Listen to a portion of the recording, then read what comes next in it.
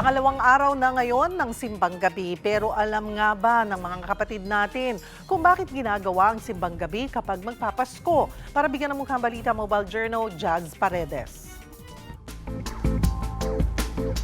Aminin natin, maraming Katoliko na alala lang magsimba pag simbang gabi na. Paniniwala kasi ng marami, pag nakumpleto ang 9 days, matutupad ang kanilang wish. Isa yung simbang gabi sa, ti- sa tingin ko na nakadagdag doon sa kung bakit ako natanggap sa trabaho, bakit bountiful yung years ahead. Ang wini-wish ko especially ay ang aking kalusugan at ang isa ko pang hinihiling ay ang pagkalooban na ng anak, ang aking anak na babae. Kiniklaim ko na.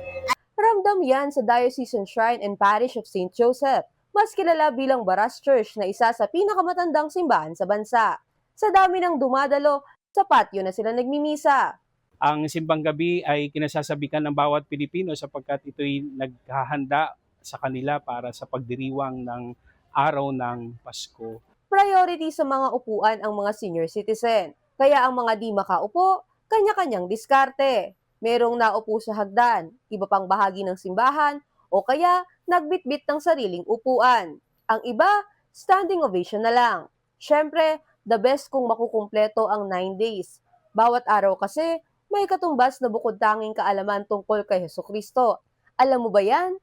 Sabi nga ni Father, higit sa complete attendance, ito sana ang palagi nating isaisip sa tuwing dadalo ng Misa de Gallo. Ang pagsisimbang gabi ay idinudulog natin sa Diyos ang lahat ng ating mga hinaing, mga daing, mga pangarap, malinaw na mensahe ng ating pagdiriwang na nananabik tayo hindi lang dahil may mga material na bagay na darating sa araw ng Pasko. Nananabik tayo higit sa lahat dahil mayroong tayong Diyos na alam natin na kasama natin sa ating buhay. Hindi naman ho na nangangahulugan na kapag hindi kayo nakakumpleto ng simbang gabi ay wala na kayong pagpapala o biyaya na matatanggap sa Diyos.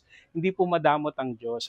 Mga kapatid, Mobile Journal Just Paredes po hatid ang muka ng balita.